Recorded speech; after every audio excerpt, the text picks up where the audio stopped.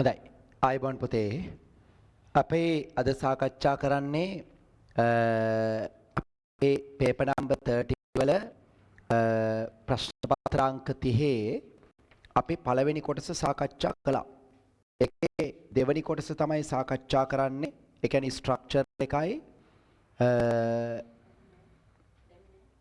හරි ස්ට්‍රක්චර් එකයි රචනා ප්‍රශ්න පත්‍රේ අපි සාකච්ඡා කරන්න හදන්නේ. ඒක සාකච්ඡා කරලා ඉවර වෙලා අපි ෆටයන්. හරි. ඉස්සෙල්ලාම මම රචනා ප්‍රශ්න පත්‍රය බලලා ඉන්නවා. හරි. රචනා එක බලලා ඊට පස්සේ අපේ ව්‍යුහගත සාකච්ඡාවට යන්. ව්‍යුහගත සාකච්ඡාව ලොකු වෙලාවක් යන්නේ නැති නිසා අපේ ඉස්සෙල්ලා රචනා එක බලලා ඉමු. එන්න රචනා එක බලන්න. බලන්න පිටු අංක 6 රචනා ප්‍රශ්නවල खंडांकामितीय प्रश्नें पठन गमु. हरि බලන්න A හා B ලක්ෂවල खंडांक සොයන්න කියලා කියනවා. A හා B ලක්ෂවල खंडांक බලන්න මේ වගේ හරි තේනවා खंडांक තලයක්. මේ खंडांक තලයේ මෙතන A මෙතන B. හරි මෙතන තියෙනවා y සමානයි 2x ධන 4ක්. y සමානයි 2x ධන 4 මේ තියෙන්නේ. හරි. එතකොට අපෙන් අහන්නේ a සහ b ගේ අගයන් ටික. එන්න a සහ b හොයන්න. ළමයිනේ මෙන්න මෙතන මෙයා y අක්ෂයනේ. මෙයා x අක්ෂයනේ.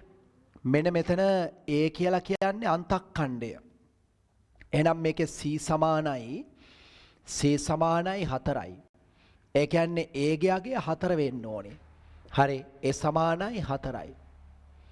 ඊට පස්සේ මෙතන B කියලා කියන්නේ y ගේ අගය බිඳුව වෙලාවේ x ගේ වටිනාකම තමයි B කියන්නේ. මොකද මෙතන ඛණ්ඩාංකය වෙන්නේ හරි අපි ගත්තාම B කමා බිඳුවනි. y ඛණ්ඩාංකයගේ බිඳුවනි. හරි. එහෙනම් අපි මෙතෙන්ට y ට දාමු බිඳුව. y ට බිඳුව දාපුවාම එනවා මෙතන x ගේ අගය. එහෙනම් අපිට ලියන්න පුළුවන් b හිදී y සමානයි බිඳුවයි. එහෙනම් ප්‍රස්ථාරයේ සමීකරණය තියෙනවා y සමානයි 2x ධන 4. y ට දාන්න බිඳුව. එහෙනම් බිඳුව සමානයි 2x ධන 4 ධන 4 මෙහෙට ගේන්න. එතකොට ඍණ 4යි.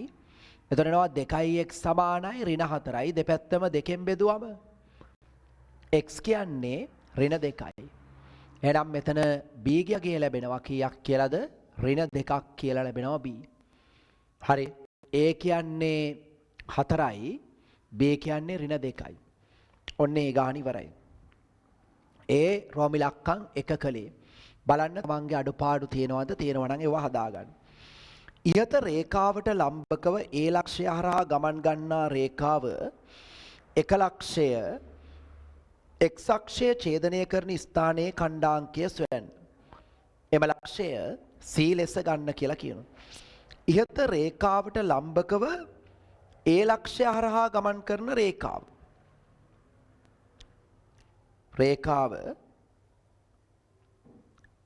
L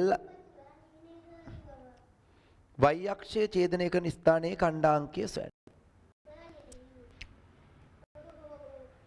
හරි බලන්න. එහෙනම් මොකක්ද කියන්නේ? ඉහත රේඛාවට ලම්බකව A අක්ෂය හරහා ගමන් ගන්න රේඛාව. බලන්න මෙන්න මේකට ලම්බකව A හරහා ගමන් ගන්නවා ඔහොම. නාට ලම්බකව A හරහා ගමන් කරන රේඛාව x අක්ෂය ඡේදනය කරන ඛණ්ඩාංකය වෙන එම ලක්ෂය C ලෙස ගන්නවා. මෙන්න මෙතන ගන්නලු C කියලා. C හොයන්නලු. හොයන් බලන්න C. එන්න බලන්න C හොයන්න. ළමයිනේ අපි ගත්තාම එතකොට ඔය නිල් පාට ලයින් එකනේ අහන්නේ එයාගේ අනුක්‍රමණය හොයාගත්ත හැකිනේ. මම එයාගේ අනුක්‍රමණය ගන්නම් MC කියලා.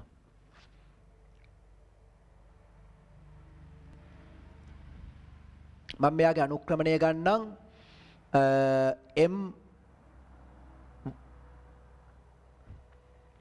M2 කියලා ගන්න. මේ රේඛාව M1 කියලා ගත්තොත්. එතකොට ඔය රේඛා දෙක ලම්බක නිසා අපිට කියන්න පුළුවන් රේඛා දෙක ලම්බක නිසා M1 M2 සමානයි මොන එකක් වෙන්න ඕනද? ඍණ එකක් වෙන්න ඕනි. හරි M1 කියලා කියන්නේ මේ රේඛාවේ අනුක්‍රමණය මෙයා. හරි එහෙනම් M1 කියන්නේ 2යි. අනුක්‍රමණය කියන්නේ x ඉස්සරහින් තියෙන සංගුණ කියන්නේ. එහෙනම් M1 කියන්නේ 2යිනේ. 2 වැඩි කිරීම M2 සමානයි ඍණ 1යි. දෙපැත්තම දෙකෙන් බෙදුවම අපිට එනවා M2 කියන්නේ ඍණ භාගයක් කියලා එනවා M2. හරි. එහෙනම් මේකේ C අන්තක්ඛණ්ඩය අවුලක් නැහැනේ. අන්තක්ඛණ්ඩය අරකමයි. C කියන්නේ මෙතන අන්තක්ඛණ්ඩය 4මයි. හරි. මෙතනගේ 4මනේ. ඒකේ වෙනසක් නැහැනේ.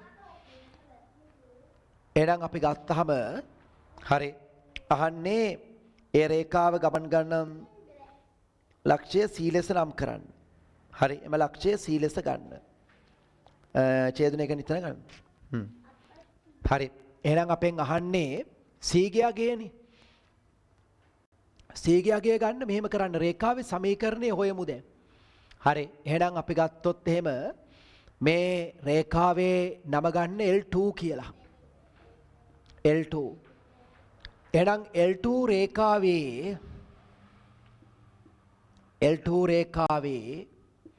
M2 කියන්නේ ඍණ භාගයයි. හරි M2 ඍණ භාගයයි. C ඒකේ අන්තක්ඛණ්ඩය 4යි. එහෙනම් එනවා y සමානයි ඍණ භාගයයි x ධන 4. ඍණ භාගයයි x ධන 4. ඒකේ මේ x අක්ෂය කපන තැනගේ අහන්නේ C ඛණ්ඩාංකය. එහෙනම් y ට දාන්න බිඳුව. හරි. y ට දාන්න බිඳුව. y ට දාපුවාම බිඳුව. එහෙනම් බිඳුව සමානයි ඍණ භාගයයි x ධන 4. ඇයි y ට බිඳුව දාන්නේ? මේ පොයින්ට් එකේදී y ගියාගේ බිඳුවයිනේ. හරි එහෙනම් y ට බිඳුව දාන්න මේක ඍණ භාගය මෙහෙට ගේන්න ධන භාගයයි x සමානයි 4යි. ඍණ භාගය මේ පැත්තට අරන් එන්න. දෙපැත්තම දෙකෙන් වැඩි කළාම ඔතන එනවා x සමානයි 8යි කියලා. එහෙනම් x සමානයි 8යි කියන්නේ මෙතන c සමානයි මෙන්න මෙතන අගේ 8යි. මේක 8යි. ඔන්න ඒකත් හරි. බාන්න y සමානයි 2x ධන 4 රේඛාවට සමාන්තරව ඉහත දෙකෙහි සඳහන් කළ x අක්ෂය ඡේදනය කරන ලක්ෂ්‍ය හරහා ගමන් කරන රේඛාවේ සමීකරණය ගන්නවලු. y සමානයි 2x 4 රේඛාවට සමාන්තරවා. එහෙනම් බලන්න මොකද්ද ඒ කියන්නේ කියලා. මෙන්න මෙයාට සමාන්තරව මෙන්න මේ ලක්ෂ්‍ය හරහා ගමන් කරන රේඛාවේ සමීකරණය අහනවා. මෙයාට සමාන්තරව. හරි මෙතන පේනව නේද? හරි. එහෙනම් සමාන්තරව ඒ කියන්නේ ප්‍රශ්නාංක 3. හරි බලන්න ප්‍රශ්නාංක 3 මම කතා කරන්නේ ඛණ්ඩාංක ජ්‍යාමිතියෙන් දීලා තියෙන ප්‍රශ්නේ. මම ඒකේ ඕන ටික විතරක් ඇඳගත්තොත් මෙතන තියෙනවා y සමානයි 2x ධන 4 මෙන්න මෙතන 8 තියෙනවා x අක්ෂේ මෙයාට මෙයා සමාන්තරයි. හරි එහෙනම් මේකේ අනුක්‍රමණය m1 නම් මෙන්න මේකේ අනුක්‍රමණය m3 නම් ඒ රේඛාව. හරි මතක තියාගන්න ළමයිනේ m1යි කියන්නේ 2යිනේ. රේඛා දෙකක් සමාන්තර නම් අනුක්‍රමණ සමානයි. එහෙනම් සමාන්තර නිසා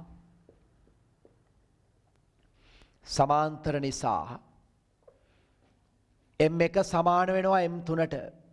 M3 සමානයි M1ට. එතකොට M3යි කියන්නේ ඒත් 2යි. M3 කියලා කියන්නේ 2යි. එහෙනම් ළමයිනේ මෙතන අන්තක්ඛණ්ඩය හොයාගන්න පුළුවන්. මේක M3 සමානයි 2යි. හරි. මේ ඛණ්ඩාංකය වෙන්නේ 8 බිඳුව. මෙතන x ගේ 8යි කියන්නේ 8 බිඳුවනේ. එහෙනම් අපිට c හොයාගන්න පුළුවන්. අහන්නේ රේඛාවේ සමීකරණය ලියන්න කියලානේ. එහෙනම් c හොයාගන්න ඉස්සෙල්ලා යාගේ. එහෙනම් මම අනුක්‍රමණය දන්නවා M3 දන්නවා. M3 කියන්නේ 2යි. හරි. රේඛාව මත ලක්ෂයක් දන්නවා 8 බිඳුව. මෙයා x අගය මෙයා y. දැන් රේඛාවේ පොදු සමීකරණයට ආදේශ කරන්න y සමානයි mx ධන c. ආදේශ කරන්න පුතේ y ට දාන්න බිඳුව. m කියන්නේ 2යි x 8 ධන c. එහෙනම් c එනවා 8 වරක් 2 16යි කියන්නේ මෙහෙට එනකොට ඍණ 16යි. මෙතන 16 ධන c c කියන්නේ ඍණ 16ක් කියලා එනවා. එහෙනම් රේඛාවේ සමීකරණය y සමානයි 2x ඍණ 16. y සමානයි 2x ඍණ 16. ඔන්න ඒක හරි.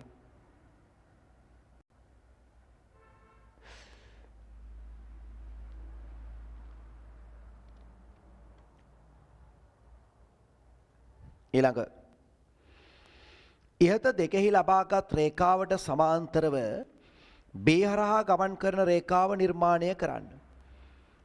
ඉහත දෙකෙහි ගමන් කර රේඛාවට සමාන්තරව B හරහා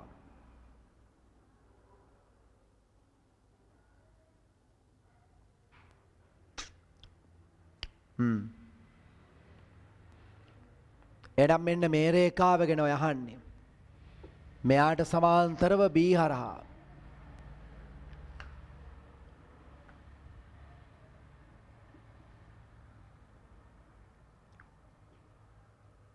මෙන්න මෙයා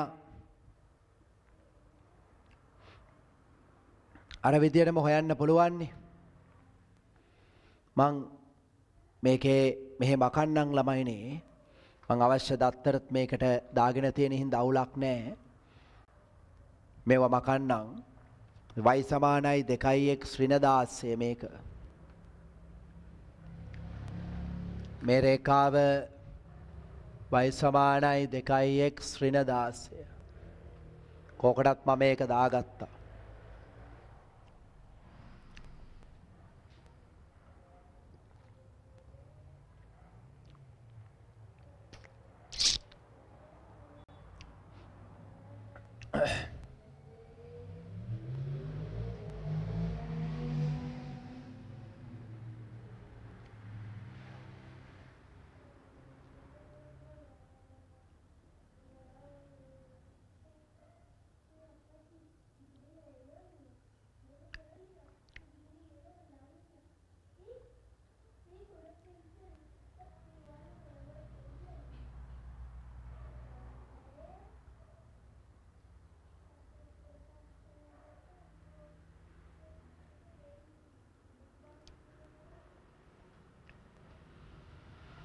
හරි. මේ රේඛාවේ සමීකරණය L2 වෙන්නේ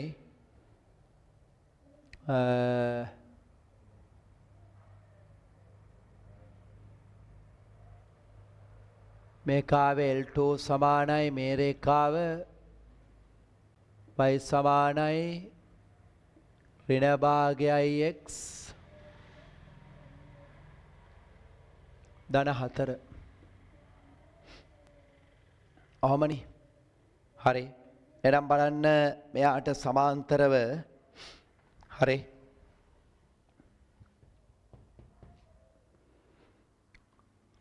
යන්න ඕනේ B හරහා. දත්ත ටික ලකුණු කරගන්න නැත්නම් ඕක පටලැවෙනවා මම බෝඩ් එක වකන නිසා.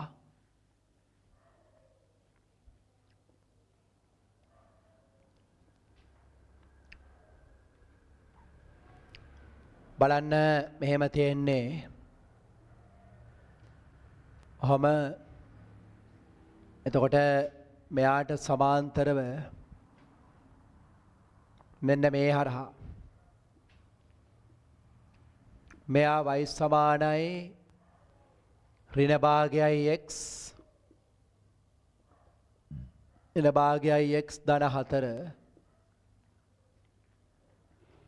මෙතන b පොයින්ට් එකේ එන්නේ බිඳුව ඍණ 2 බිඳුව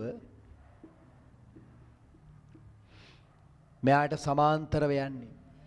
එතකොට මෙයාගේ අනුක්‍රමණය m4 වෙන්නේ ඍණ භාගයයි මෙයාගේ අනුක්‍රමණය. මොකද රේඛා සමාන්තර නම් අනුක්‍රමණ සමානයි. එහෙනම් මේකේ අන්තක්ඛණ්ඩය හොයමු. මෙයා හරි මේකේ අන්තක්ඛණ්ඩය හොයා ගන්න ඕනේ මේ රේඛාවට මේ L4 රේඛාවට මම දාන්නේ L4 රේඛාවට අපි දාමු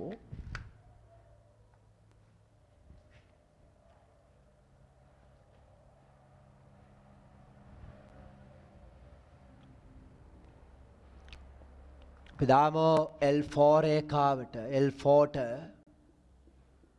හරි ඒකේ M4 කියලා කියන්නේ ඍණ භාගයයි M4 ඊට පස්සේ මේක මත ලක්ෂයක ඛණ්ඩාංකනවා ඍණ 2 බිඳුව මෙයා x මෙයා y හරි එහෙනම් අපි දාමු y සමානයි mx ධන c එතකොට y සමානයි mx ධන c නේ y ට දාන්න බිඳුව m කියන්නේ ඍණ භාගයයි x ට දාන්න ඍණ 2 ධන c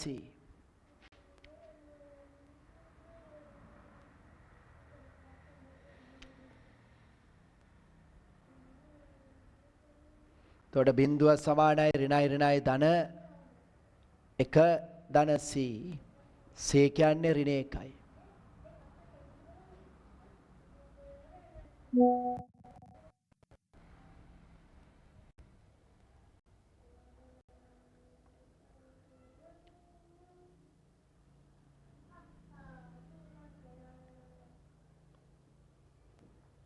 හරි c කියන්නේ ඍණ 1යි